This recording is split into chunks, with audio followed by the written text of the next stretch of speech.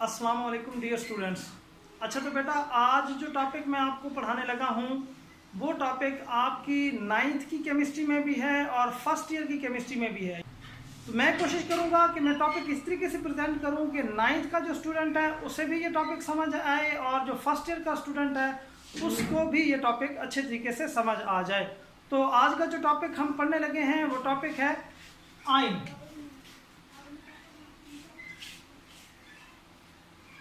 जी, तो सबसे पहले हमें जो है वो समझना होगा कि आयन हम किन्हें कहते हैं। तो उसके लिए हमें आयन की डेफिनेशन करनी होगी। तो आयन की जो डेफिनेशन है कि ions are those species, ions are those species which carry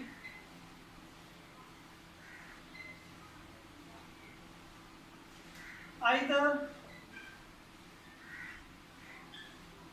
positive or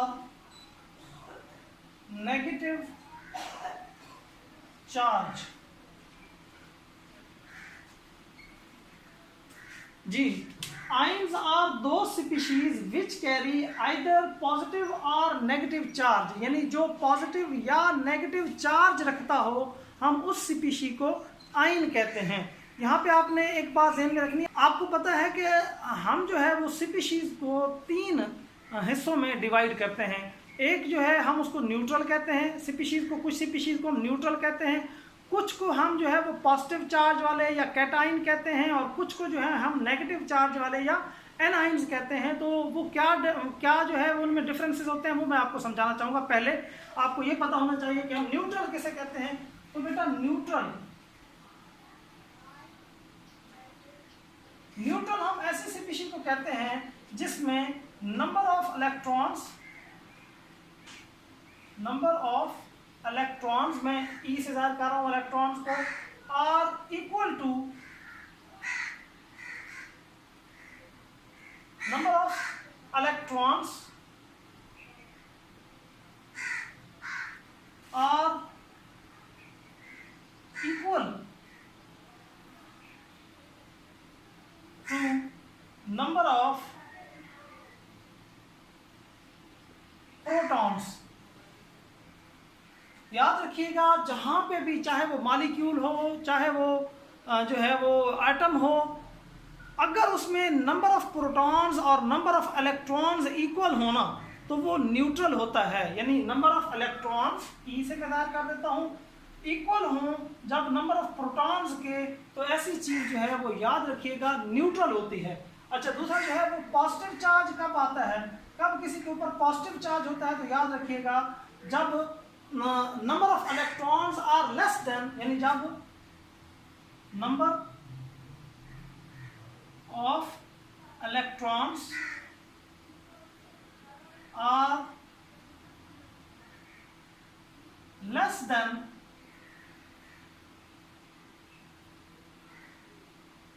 number of protons, यानी प्रोटॉन्स ज्यादा हों और इलेक्ट्रॉन कम हों जिस भी स्पीशी में, उसके ऊपर हमेशा पॉजिटिव चार्ज होगा। आपको पता है प्रोटॉन्स पे पॉजिटिव चार्ज होता है, तो जब प्रोटॉन्स की तादाद ज़्यादा होगी तो वो स्पीशी उसके ऊपर भी पॉजिटिव चार्ज आ जाएगा। तो याद रखिएगा जब नंबर ऑफ प्रोटॉन्स जो हैं वो ग्रेटर हों इलेक्ट्रॉन्स से, तो ऐसी स्पीशी जो है वो हमेशा उसके ऊपर पॉजिटिव चार्ज होता है। और तीसरा आपको समझ आ गया होगा कि नेगेटिव चार्ज जो है वो किन के ऊपर आता है। तो नेगेटिव चार्ज जो है व्हेन नंबर ऑफ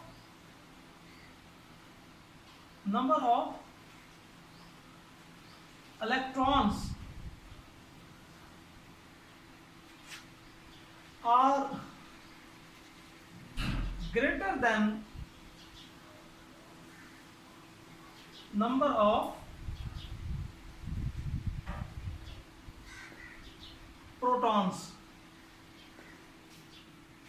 यानी जब जो है वो नंबर ऑफ प्रोटॉन्स जो हैं वो ग्रेटर हों नंबर ऑफ प्रोटॉन जो है वो कम हो, number of protons are lesser than electrons, या number of electrons are greater than proton, जो लिखा हुआ number of electrons are greater than protons, यानी number of electrons are greater than proton. जब ये सूरत हाल हो तो ऐसी स्पीशी पे हमेशा याद रखिएगा नेगेटिव चार्ज होगा, यानी पॉजिटिव चार्ज तब होता है जब प्रोटॉन इलेक्ट्रॉनों से ज़्यादा हों, नेगेटिव चार्ज तब होता है जब इलेक्ट्रॉन प्रोटॉनों से ज़्यादा हों, और अगर इलेक्ट्रॉन और प्रोटॉन किसी भी स्पीशी में, चाहे वो मॉलिक्यूल हो चाहे वो एटम हो, अगर उसमें प्रोटॉनों और इलेक्ट्रॉनों की तादाद बराबर हो तो याद रखिएगा उसके ऊपर कोई चार्ज नहीं होगा और वो फिर न्यूट्रल स्पीशी जो है वो कहलाएगी।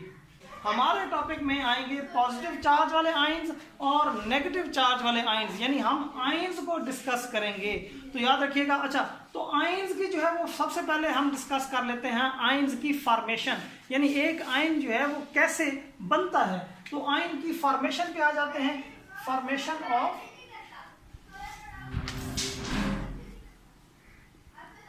आयन, आयन की फॉर्मेशन पे याद रखिएगा दो किस्म के आयन्स हैं तो इनकी फॉर्मेशन भी एक दूसरे से डिफरेंट होगी।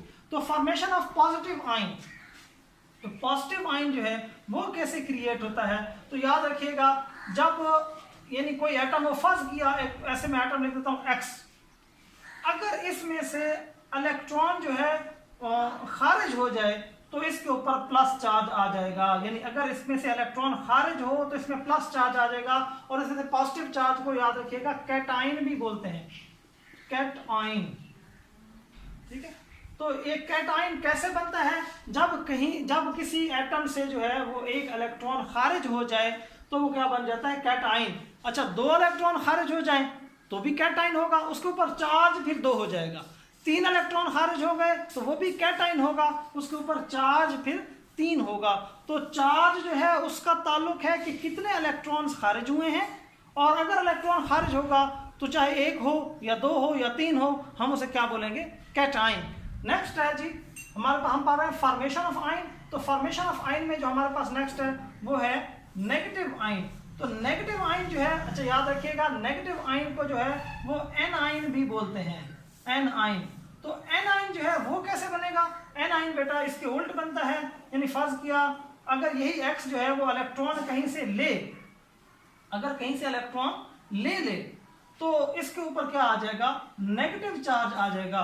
तो जब इसके ऊपर नेगेटिव चार्ज आ जाएगा तो वो क्या कहलाएगा, एन आयन, यानी जब किसी एटम के ऊपर नेगेटिव चार्ज आता है तो वो कहलाता है एन आयन, और जब किसी के ऊपर पॉजिटिव चार्ज आता है तो वो कहलाता है कैटाइन। और नेगेटिव चार्ज कैसे आता है, जब कोई एटम इलेक्ट्रॉन हासिल करता है तो इलेक्ट्रॉन्स की तादाद बढ़ जाती है और वो क्या बन जाता है, नेगेटिव आयन। और अगर कोई एक इलेक्ट्रॉन खारिज करता है तो अब इलेक्ट्रॉन्स की तादाद कम हो जाती है प्रोटॉन्स की निस्बत, तो वो बन जाता है पॉजिटिव आयन। तो इसके बाद आगे चलते हैं और हम जो है वो डिस्कस करते हैं डिफरेंसेस, कैटाइन्स और एनाइन्स के जो डिफरेंसेस हैं वो मैं डिस्कस करने लगा हूं। तो जो कैटाइन होता है और जो एनाइन होता है वो एक दूसरे से कैसे डिफरेंट होते हैं वो मैं आपको बताने लगा हूं।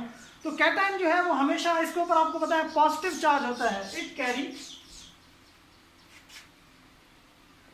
कैरी पॉजिटिव चार्ज, और एनाइन के बारे में आपको पता है कि इट कैरी नेगेटिव चार्ज, यानी जो कैटाइन है वो पॉजिटिव चार्ज रखता है अपने ऊपर और जो एनाइन है वो अपने ऊपर नेगेटिव चार्ज रखता है। और दूसरा इसका डिफरेंस अगर देखें तो वो है कि कैटाइन की जो फॉर्मेशन है वो हमेशा ही एंडोथर्मिक होती है, यानी it is always, it's formation is always endothermic process, ये हमेशा एंडोथर्मिक होगा। अब एंडोथर्मिक से क्या मुराद है जी, आपको पता है एंडोथर्मिक से क्या मुराद है? एंडोथर्मिक से ये मुराद होता है कि जिसके लिए हमेशा हरारत दरकार होगी, यानी जब भी आपने इलेक्ट्रॉन को खारिज करना होगा, आप देखें एक इलेक्ट्रॉन को आपने न्यूक्लियस की गिरफ्त से आज़ाद करवाना है तो हमेशा आपको एनर्जी देना पड़ेगी। तो ऐसे प्रोसेस को आप क्या बोलते हैं, एंडोथर्मिक, जिसमें आपको जो है वो एनर्जी देना पड़े। तो ये हमेशा ही एंडोथर्मिक होता है, इलेक्ट्रॉन को निकालना, पॉजिटिव आयन बनाना हमेशा ही एंडोथर्मिक प्रोसेस होता है। जबकि जो एनाइन है इसमें जो यूनी नेगेटिव आयन है वो होता है एक्सोथर्मिक, यानी फॉर्मेशन ऑफ यूनी नेगेटिव,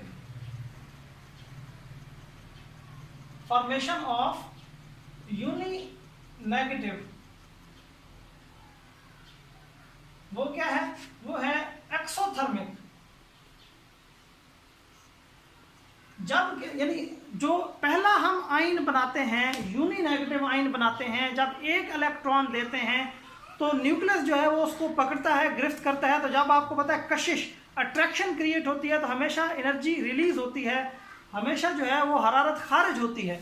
तो इसलिए यूनी नेगेटिव जो है वो हमेशा एक्सोथर्मिक है। लेकिन जब एक यूनी नेगेटिव आयन बन जाएगा, ये नेगेटिव चार्ज जो है वो उसके ऊपर आ जाएगा, तो अब आपको पता है अगर मजीद एक इलेक्ट्रॉन आप ऐड करना चाहेंगे तो वो आने वाले इलेक्ट्रॉन को रिपेल करेगा। इसकी वजह से जो डाई नेगेटिव आयन है या ट्राई नेगेटिव आयन है वो भी फिर क्या हो जाएगा, एंडोथर्मिक हो जाएगा। यानी जब एक इलेक्ट्रॉन आएगा तो उस वक्त तो इलेक्ट्रॉन को कशिश किया जाएगा और एनर्जी जो है वो खारिज होगी।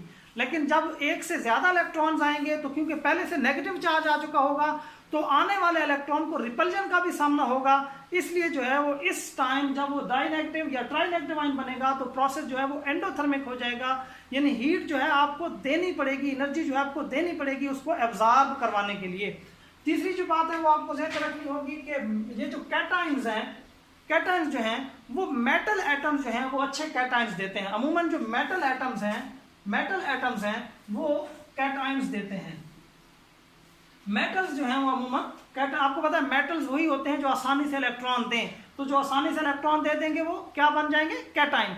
इसी तरीके से एनाइन जो है वो कौन होंगे, जो नेगेटिव चार्ज रखते हैं। एनाइन वो कौन होंगे, जो इलेक्ट्रॉन को कबूल करना चाहेंगे। अब इलेक्ट्रॉन को कबूल कौन करना चाहता है, ये बात भी आप अच्छे तरीके से जानते हैं कि इलेक्ट्रॉन को कबूल करना चाहते होते हैं नॉन मेटल्स।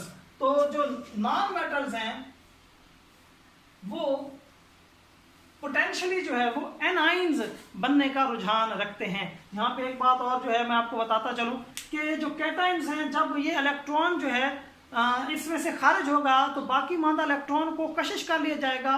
तो इसका जो साइज है वो अपने मुतलका जो यानी नॉर्मल जो एटम है, जो न्यूट्रल एटम है, उससे जो इसका साइज है, न्यूट्रल से इसका साइज कम हो जाएगा।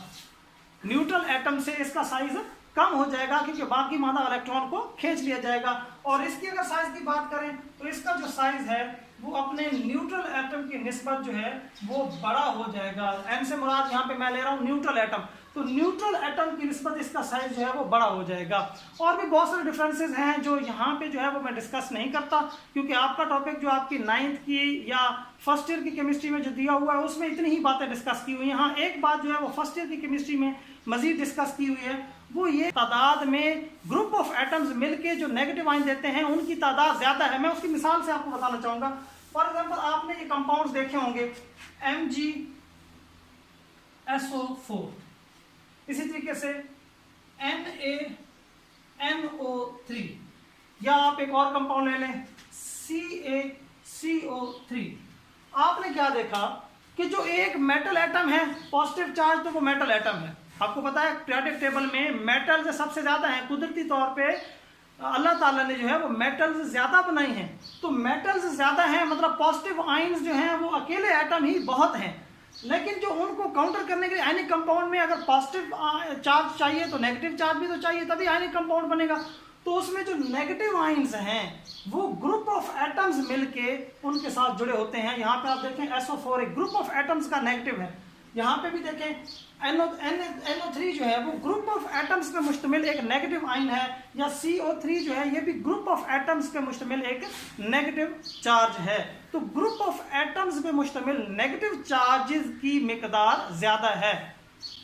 अच्छा, इसके साथ ही हमारा ये टॉपिक जो है वो कंप्लीट होता है। मैं एक मरतबा जो है इसको रिवाइज कर देता हूँ ताकि आपको अच्छे तरीके से जो है वो समझ आ जाए। हमने पढ़ा है आज आयन्स, आइंस आर दो species which carry either positive और नेगेटिव चार्ज। हमने ये देखा जिसमें पॉजिटिव या नेगेटिव चार्ज हो वो आइन होता है। पॉजिटिव नेगेटिव चार्ज कैसे क्रिएट होते हैं वो भी मैंने आपको बताया, और वो सारा इलेक्ट्रॉन्स का चक्कर होता है कि इलेक्ट्रॉन बढ़ जाएं तो नेगेटिव चार्ज, इलेक्ट्रॉन कम हो तो पॉजिटिव चार्ज कैटाइन बनता है। और उसके बाद हमने पढ़े जो डिफरेंसेस कैटाइन जो है उसका और एनाइंस के दरमियान डिफरेंसेस पढ़े, और एंड पे जो है मैंने आपको एक बात बताई कि ग्रुप ऑफ एटम्स पे मुश्तमिल नेगेटिव चार्जेस जो है वो ज़्यादा होते हैं।